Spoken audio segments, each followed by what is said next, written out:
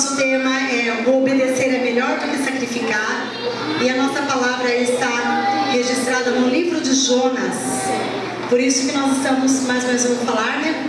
Para quem chegou depois, nós estamos aqui nesse cenário de fundo do mar, que lembra bem, né, aonde Jonas foi parar por causa da sua desobediência. Bom, começando a palavra, quem pode apagar aqui para mim, por favor? Não. A luz aqui de cima, isso tá bom, acho que daí já fica melhor. Bom, crianças, o livro de Jonas começa assim.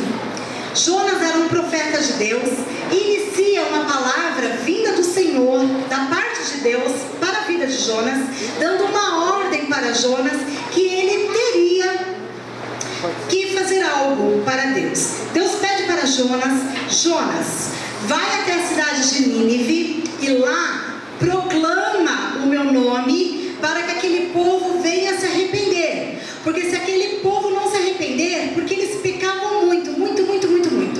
Então o Senhor falou assim: se eles não se arrependerem, Jonas, eu vou destruir a cidade inteira, não vou poupar nem as crianças, nem animais. Jonas pensou: puxa vida, e naquela cidade de Nínive é uma ordem de Deus. Eu sou profeta, Deus fala com os profetas e o profeta tem que entregar o recado. E ele pensou mais uma vez. Ele lembrou quem que era o povo de Nínive. Quando Jonas começou a pensar naqueles homens maus, naqueles pessoal lá sem coração, ele falou assim: aquele povo coração duro, eu ir lá ter que falar com eles. Aí Jonas se enfureceu. Sabe por quê, irmãos? Eu vou explicar para você o que acontece nessa cidade de Nínive. Nessa cidade de Nínive, ela era na época a capital do Império Assírio. Os assírios eram grandes guerreiros, eles venciam a maior parte das batalhas, eles eram muito bem preparados. Quando eles saíam para a batalha, eles saíam, queridos, prontos para não perder guerra.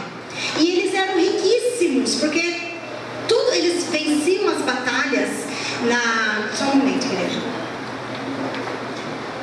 Eles venciam as batalhas e eles pegavam todas as riquezas daquelas nações e traziam para eles. Então eles eram riquíssimos, poderosíssimos, em riqueza, em armamento, em soldados. Eles eram assim perfeitos. Então dificilmente eles perdiam batalha. E aí, queridos, o profeta Naum, lá no capítulo 3, versículo 1, chama essa cidade de a cidade de sangue. Mas não só porque eles eram de guerras, mas porque eles eram maus. Sabe o que eles faziam com as pessoas que eles derrotavam? Eles não matavam só lá. Eles matavam a maior parte dos soldados e aquelas pessoas mais importantes daquela nação, de um outro lugar, eles traziam para eles dentro da cidade de Nínive. E aí lá eles judiavam das pessoas. Sabe o que eles faziam, crianças? Heitor, sabe o que eles faziam? Eles arrancavam a pele da pessoa viva. Eles arrancavam o nariz, arrancavam a língua, alguns arrancavam as mãos, arrancavam as pernas. Aí ia deixando a pessoa sofrer, por último arrancavam a cabeça. Então eles eram um povo muito malvado, pessoas assim do mal mesmo. A cidade de Nínive era muito poderosa e o rio Tigre passava muito próximo dos muros de Nínive. Não tinha mar ali, porém o rio Tigre banhava os muros ali de Nínive. Pode mudar. Aí o que Jonas fez?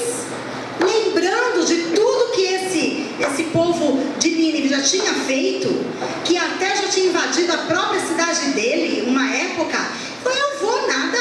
Esse povo com esse coração ruim, quer saber? Eu vou fugir da presença de Deus. Eu vou para Tarsis. Jonas, ele morava em Jope, mas ele falou: eu vou para Tarsis, eu não vou para Nínive. Aí ele, mais do que depressa, comprou uma passagem, entrou dentro de um navio, de um barco e foi embora para Tarsis, Vanessa. A diferença, só para vocês terem uma noção da onde ele foi. Ele estava aqui, ó, Jope. Vocês estão vendo aqui? Jope. De Jope até Nínive tinha 800 quilômetros. Já não era tão perto, né, gente? Porque de carro a gente leva uma viagem de 800 quilômetros, quantas horas? Mas se for 100 por hora, 8 horas, né? Mas com tanto radar, agora não dá para andar 100 por hora. Mas de carro, 8 horas. Então, quer dizer, de Jope a Nínive, 800 quilômetros. Mas olha onde estava Tarsis. Na Espanha. Mais de 3.000 quilômetros. Olha para onde foi Jonas. Agora eu pergunto para a igreja que não deixa de ser profeta. Porque Deus nos manda fazer tantas coisas. E algumas coisas a gente age igualzinho Jonas, crianças. A gente age igualzinho Jonas. A gente tenta fugir para Deus não nos cobrar, porque não quero fazer. Às vezes algumas coisas parece com um sentido de humilhação se eu ter que fazer. Então eu tento fugir da presença de Deus. E a pergunta que eu faço para todas as crianças e a igreja: tem como fugirmos da presença de Deus? Não. E aí, queridos, lá se foi então Jonas no barquinho. Tudo muito calmo, tudo muito certo. Estava tão calmo que Jonas foi dormir no porão. Estava tão calmo que Jonas achou que estava tudo bem, Alanis. Sabe, queridos, isso acontece conosco. Às vezes a gente não faz aquilo que Deus mandou a gente fazer. Aí, a princípio, você fica com medo. E, você acha que Deus vai pesar a mão porque eu não fiz. Mas aí não acontece nada. A gente fica tudo bem. Deus não está fazendo nada, está acontecendo tudo bem. Não tem prova, não tem luta, está tudo bem. Então eu vou ficar do jeito que está. Porque tá bom assim. A gente fica no nosso comodismo e tenta driblar, né, Deus, tenta fugir da presença de Deus. É tipo assim, ficou no esquecimento. Nada fica no esquecimento de Deus. E aquilo que Ele pediu para você fazer, com certeza Ele vai cobrar que você faça, porque Ele pediu. E se Ele pediu para você fazer, é porque Ele sabia que você era capaz de fazer. Só que às vezes, queridos, algumas coisas que Deus pede para nós fazermos é para mexer com o nosso eu. É para quebrar o nosso eu. E é nesse ponto que nós não queremos. Nós não queremos que o Senhor mexa com o nosso eu. Então, é neste ponto que eu quero chegar. Aí a gente tenta esconder da presença de Deus. Senhor, não vou não, porque acho que é coisa da minha cabeça. O Senhor vai ficar no esquecimento, o Senhor levanta outro. Aí, queridos, quando estava tudo bem, começa a aparecer uma tempestade. Mas a tempestade era tamanha. A tempestade era tamanha, tão grande, que o barquinho ia virar. E aí aqueles homens começaram a jogar tudo que tinha dentro daquele barco. Começou a jogar para fora. E aí começaram a perguntar, viu? Lançar sorte para os deuses deles e falar: nossa, aonde pecamos para estarmos passando por isso? Aonde pecamos? E aí então o comandante do navio vai lá embaixo e vê um dormindo, o próprio, né? E às vezes, querido, às vezes isso acontece, viu? Acontece com uma decisão errada que nós tomamos. Todos que estão juntos perecem. Todos que estão juntos por uma decisão errada. E Jonas lá está dormindo, João. Olha, Jonas, que covarde. Dormindo, nem sequer se atentou para a tempestade que estava sobre aquele barco. E aí, chamando Jonas, ele levanta e ele fica desesperado ao ver que tudo que eles já tinham feito não tinha como. Jonas percebe que aquilo não era uma tempestade comum. Aquela tempestade era a mão de Deus, mostrando para Jonas que ele não pode fugir da presença de Deus. E eu quero dizer para a igreja nessa noite: não tem como nós fugirmos da presença de Deus. Seja onde for que você tentar ir, até sair de uma igreja para outra, Deus vai estar lá. Mesmo dentro da tua casa, aquilo que Ele falou em oculto no teu coração para você fazer, e você acha que ninguém ouviu, e está passando por agora por uma tempestade, você não sabe por que dessa tempestade, pede até oração. Olha que tempestade, olha o que está passando comigo, estou numa prova terrível, mas não entende que mais para trás o Senhor te pediu algo e você não cumpriu aquilo que o Senhor pediu. Não pense que fica no esquecimento conhecimento de Deus aquilo que Ele pede para nós, queridos. E aí então Jonas, entendendo isso, Jonas vai, conversa então com o comandante, fala: olha, a única solução é me jogar deste barco. Quando vocês me jogarem deste barco, tudo ficará mais calmo. Vocês vão ficar com vida, podem me jogar do barco. Mas as pessoas, crianças, não queriam jogar ele do barco, porque aqueles homens temiam o Deus de Jonas. Vejam, pessoas até incrédulas, pessoas que não conheciam o Deus verdadeiro, temeram. E Jonas foi dormir no porão do barco. Mas Jonas, entendendo a vontade de Deus, falou: pode me jogar. E aí, querido, Jonas entendeu então que aquele momento era o fim.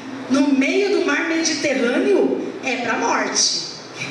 Quem que vai salvar Jonas no meio daquele mar, gente, naquela tempestade?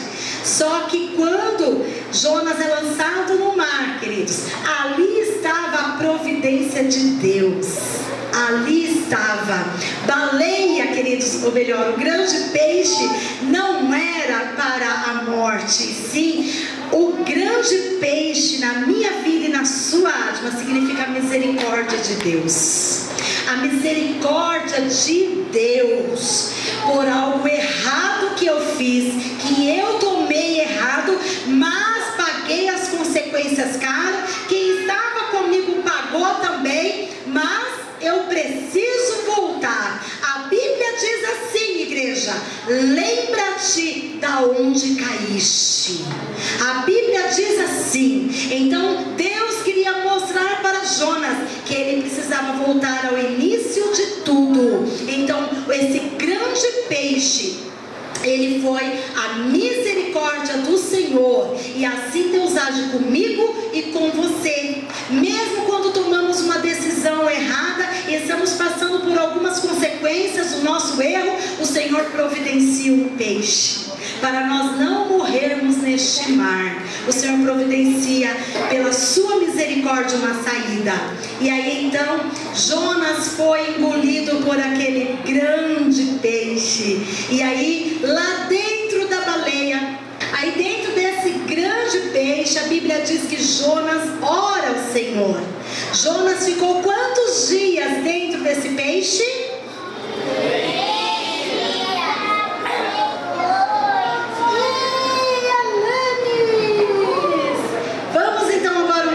Junto com Alanis, quantos dias Jonas ficou dentro desse peixe? 3 dias e 3 noites. Foi sim. Gente, Jonas compara esses 3 dias e essas 3 noites que ele ficou dentro desse peixe com um verdadeiro inferno. Foi assim que Jonas se sentiu. E a Bíblia diz que ele relata que as algas enrolavam a cabeça dele. Gente, a alga marinha queima. Imagina quanta sujeira não entrava dentro desse grande peixe. Volta um pouquinho, meu amor. Alguns falam que não é baleia, né? Que a Bíblia não fala. Mas lá em Mateus 12:40, Jesus está dizendo sobre Jonas. E ele diz assim, ó: portanto, assim como esteve Jonas 3 dias e 3 noites no ventre de uma baleia, o próprio Jesus relata que é uma baleia, assim o Filho do Homem estará 3 dias e 3 noites no coração da terra. O que o Senhor Jesus quer dizer, ele estava comparando Jonas com a sua morte, né? Então eu só coloquei esse versículo para os irmãos entenderem que o próprio Jesus diz que é uma baleia. Então eu vou dizer que é uma baleia. Se ele disse, eu também posso dizer, não é verdade? Está escrito. Pode mudar. E aí então, quando Jonas fica 3 dias e 3 noites nessa baleia, sabe por que ele ficou 3 dias e 3 noites, queridos? Porque era o tempo da baleia trazê-lo para o início de tudo. Olha como Deus providencia tudo. Ele não ficou vagando para lá e para cá 3 dias e 3 noites. Deus tinha um propósito. E o propósito de Deus foi trazer Jonas de volta aonde ele caiu, aonde ele desobedeceu, para que ele tivesse um novo rumo na vida dele. Deus não ia deixar Jonas morrer. Jonas era um profeta de Deus, assim como eu e você somos, e o Senhor não nos deixará morrer nessa luta, nessa prova, porque o Senhor é conosco, e Ele é quem vai guiar o nosso caminho, mesmo que nós tivermos que voltar ao início e começarmos tudo de novo. E aí então, aonde que, olhem o mapa, Jonas, a baleia, desce, ou melhor, vomita, né? Desculpem a palavra, mas a baleia na verdade vomita Jonas ali, aonde ele estava novamente, em Jope. E aí, queridos, pode passar. A baleia então vomitando Jonas ali, na beira daquele mar. Jonas entende que é necessário então orar ao Senhor em agradecimento, porque ele achava que ele ia morrer. Primeiro, ele achou que ia morrer no mar. Segundo, ele achou que ia morrer dentro daquele peixe. Mas quando ele pôde contemplar o sol, quando ele pôde ver que ele estava com vida, ele agradeceu ao Senhor. E estava tudo bem para Jonas, mas depois, a palavra do Senhor diz: e veio a palavra de Deus a Jonas, dizendo: Jonas, vá até Nínive. Deus não esquece, queridos, daquilo que Ele tem nos mandado fazer. Não tem como correr. Então, algumas coisas você acha que é o diabo, algumas coisas você acha que é perseguição maligna. Não é. Algumas vezes somos perseguidos pelo próprio Deus, porque não fazemos a vontade dEle. Pensamos que estamos fazendo, mas não estamos, e o Senhor quer que nós reconheçamos isso. Então ali, Jonas, né, não teve escolha, porque depois da experiência com o grande peixe, então Jonas vai até Nínive. Ele toma a direção. Acredito que ele não deve ter ido a pé, né? Com certeza ele deve ter tomado alguma condução, com cavalo, com carro puxado pelo cavalo, mas 800 quilômetros era um tanto longe para ele ir a pé. Mas aí chegou-se então na cidade. Jonas fez questão de relatar ao povo o que havia acontecido com ele. Ele contou o que Deus falou. Ele pegou o barco para Tarsis, a baleia engoliu ele, e ele foi vomitado, e agora ele estava ali falando do grande amor de Deus. Sabe, queridos, Nínive jamais deixaria um profeta entrar ali e sair vivo. Jamais. Mas quando Deus está no controle da situação, Ele fecha a boca dos leões, para você poder fazer a obra dEle. Então, quando Deus manda você fazer algo, Ele manda suporte. Você não vai sozinho. Então, para que dizer não para Deus e sofrer consequências? Deus nunca nos deixa ir sozinhos. Deus nos dá suporte. Ele envia anjos na nossa frente. Ele envia pessoas para nos ajudar. Deus dá suporte. Tanto que Jonas ficou. A Bíblia diz que para ele falar para toda uma cidade foi um tempo de 3 dias. Para ele evangelizar todo o povo daquela cidade. Tamanha era aquela cidade. Então ele levou 3 dias. Não foi para chegar em Nínive, foi para evangelizar aquele povo. E aí, queridos, então ele evangelizou sem cessar aquele povo, para aquele povo. E o que é mais interessante, por isso que eu digo, quando Deus está no controle, é porque algo sobrenatural vai acontecer. E a palavra de Deus diz, queridos, então, que o rei reconheceu que Deus estava com Jonas. E então o rei se veste de pano de saco, tira sua vestimenta real. E o rei então, queridos, ele coloca todo mundo em jejum, até as crianças, até os animais, todo mundo em jejum. Por isso que eu falo, às vezes nosso lar está em prova, aí só o pai jejua, aí só a mãe jejua. Põe os filhos para jejuar também, porque eles também fazem parte da sua vitória. Ensine as crianças a jejuar. Ensine as crianças a fazer jejum a Deus. Coloque em mesa, queridos, senta a família na mesa e põe diante da família a necessidade que você está passando. Principalmente você, homem, que é o sacerdote do lar. Você precisa ver a necessidade e comentar na mesa com a família, para que todos entrem em comum acordo, em oração e jejum, para obter a vitória. Não temos como fugir, sacerdotes do lar. Vocês, nossos homens, são os nossos sacerdotes, são os nossos esposos. Então vocês é que tem que tomar a rédea da situação quando a coisa está indo mal, e você colocar filho, neném, todo mundo assim, o que a gente vai fazer para melhorar? Ai, a esposa, gente, esposa maravilhosa, né? Mulher tem cada dica maravilhosa. Não chame ela de doida quando ela te der uma ideia.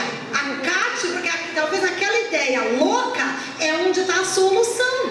Porque ela consegue enxergar os detalhes. Homem não é muito detalhista, mas mulher é. E aí então, ouça a esposa, vão orar junto. Pai, mãe, filhos, orem juntos, orem de mão dada, leiam um texto junto. Fala, nós vamos orar todos os dias por essa causa. E nós vamos fazer um jejum, nem que se for de sábado. Nem que a criança faça das 7 às 10 da manhã. E depois ela tome o café. Mas ensine as suas crianças a jejuarem, para elas terem experiência com Deus. E foi isso então que o rei de Nínive fez. Não era cristão, ele não conhecia o Deus verdadeiro, não servia o Deus verdadeiro, porém se atentou à palavra do Deus de Jonas. Então colocou todo mundo em jejum, queridos. E aí então, lá se foi Jonas sentar bem longe da cidade, no morro, onde ele via a cidade, e ele ficou esperando Deus destruir aquela cidade. Porque eu acho que ele falou, agora é o meu momento de vingança, né? Porque agora eu falei que Deus ia destruir e Deus vai destruir. Só que foi passando, gente, as horas, o dia, e Deus não destruiu a cidade. E aí então ele com sono, com aquele calor muito forte, Deus fez crescer uma boboreira, não sei se falar, é isso aí. Aí fez crescer aí em cima de Jonas e fez uma sombra maravilhosa. E Jonas dormiu gostoso ali, descansou na sombra, né? Ainda mais quando é Deus que manda, né? Só que Deus mandou a sombra para provar Jonas, o egoísmo do coração de Jonas. E olha quantos de nós não temos um egoísmo no nosso coração. E aí então, daqui a pouco, quando Jonas estava dormindo bem gostoso, Deus mandou um bicho. Esse bicho comeu essa boboreira. Comeu.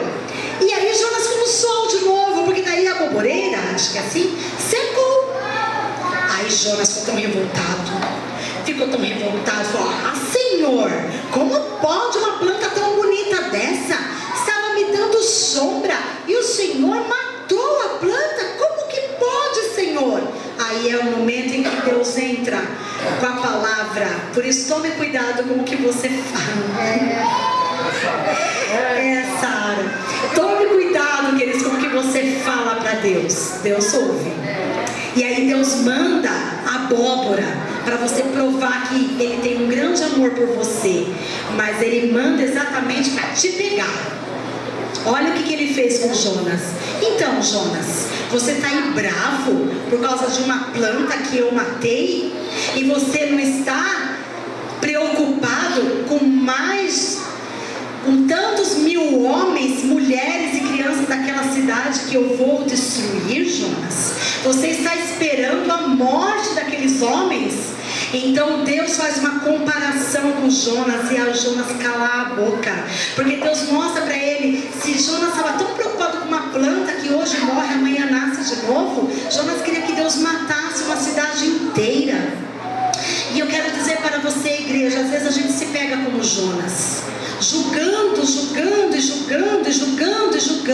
mas Deus não olha com os nossos olhos, ainda bem. Deus não tem os seus olhos, graças a Deus. Deus não tem os olhos da Sara, louvado seja Deus, senão todo mundo está fulminado.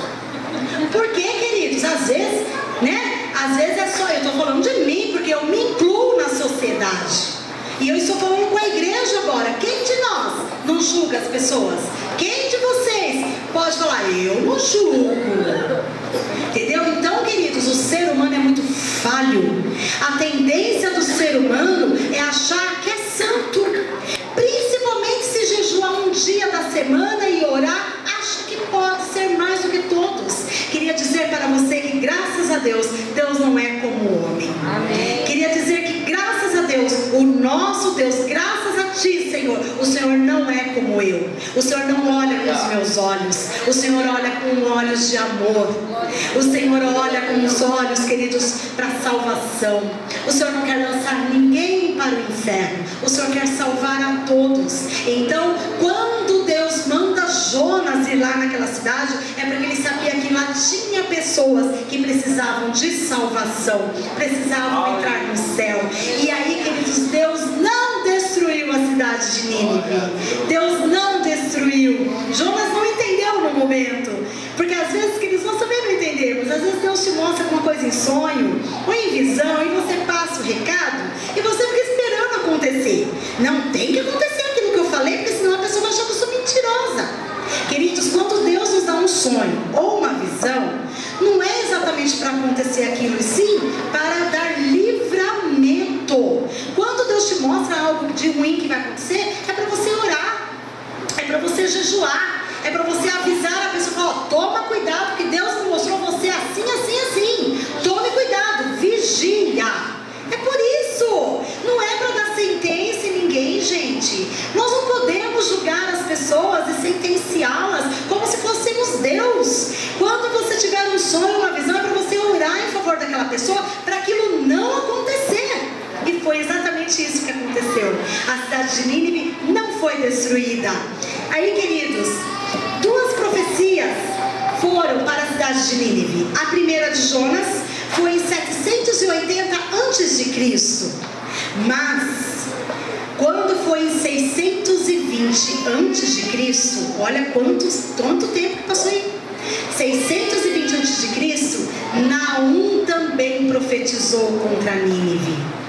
Porque aquela geração, queridos, já tinha ido de Jonas. Deus não destruiu. Mas depois veio um outro rei. E o outro rei, queridos, nessa geração de 620 a.C., foi pior do que todos os outros reis. Também, bisneto de Senaqueribe, tinha sangue do bicho. Então, queridos, tinha demônio no corpo. E aí eles detonavam, queridos, as cidades. E voltou tudo de novo o pecado de Nínive. Então, Naum profetiza contra a cidade. E fala lá em Naum, nós não vamos ler porque não dará tempo, mas eu quero que desafiar vocês a lerem na sua casa o livro de Naum. Naum então profetiza contra Nínive. E ele diz que Nínive vai se acabar debaixo dos escombros. Pensam, queridos, uma fortaleza gigantesca. Mas quando Deus entra em ação, nenhum império subsiste. Nenhum. Então, às vezes você está achando que tem um gigante aí que se levantou contra você. Quero dizer que quando Deus entra em ação, não tem nenhum gigante que fica em pé diante do Deus que você serve. Amém? Vira, meu amor. Nínive é cercada no tempo de outono. Pensa, no tempo de outono, o rio Tigre, que banhava ali Nínive, ele se enche. E ele se alaga, assim, ele enche tanto ao ponto de quebrar 4,5 km de muro de Nínive. Antes disso acontecer, o rei sai na guerra. Quando ele volta com tanta riqueza, com tantos animais, que ele faz uma grande festa, assam aqueles animais e muito vinho. Só que ele não entra pela fortaleza de Nínive. Eles começam a beber ali. E aí então Babilônia se une com outros guerreiros e vão atrás dos guerreiros de Nínive para matá-los, crianças. Só que quando chega lá, o rei, vendo tudo aquilo, um monte de soldado dele morrendo, ele corre para dentro de Nínive para se esconder. Então ele achou que ele estava fortalecido. Então, antes desse rio Tigre se encher, só para vocês entenderem como Deus faz as coisas, ele estava bem seguro dentro de Nínive. Nenhum inimigo conseguia entrar dentro daqueles muros. Eram muros de 60 metros de altura. Tinha o primeiro muro 60 metros de altura. Tinha o fosso, que era um fosso cavado, aonde ali era muito largo, então ninguém conseguia passar. E o segundo muro era de 30 metros de altura, com 15 metros de largura. Eles dizem que passava 6 carros com cavalos, um do lado do outro, em cima desse muro. Olha que fortaleza que era Nínive, fora os bem armados, os soldados, as armas, os carros de guerra que eles tinham. Então ninguém ousava entrar naquele palácio. E aí o rei ficou então escondidinho lá dentro, né? Porque aqui ninguém vai entrar. Mas aí a mão de Deus entra, cumprindo a profecia de Naum, que a profecia diz que Nínive seria alagada. Outono chega, os inimigos ficam lá, não vão embora. A Bíblia, o livro que eu li sobre Nínive está dizendo que Nínive tinha comida para mais de um ano, se tivesse que ficar ali guardado pelo inimigo, né? Lá fora eles tinham comida para mais de um ano. Só que o inimigo não foi embora, o inimigo ficou ali. E aí então a chuva veio e o rio subiu. E a Bíblia diz, ou melhor, o livro diz então, que cumpre a profecia de Naum, porque o rio quebra o muro, que isso é só intervenção divina, porque mãos manuais jamais isso seria possível, mas o rio Tigre então quebra 4,5 km daqueles muros. Então os inimigos entram pelos muros caídos. O rei com as suas mulheres, suas concubinas, se esconde e manda incendiar toda a cidade. Só que aí, queridos, ele morre na mão do adversário, cumprindo assim a palavra de Deus. E a palavra de Deus na profecia de Naum diz que jamais Nínive seria reconstruída. Jamais, não ficaria um descendente da linhagem daquele rei. E a cidade de Nínive não foi reconstruída até os dias de hoje.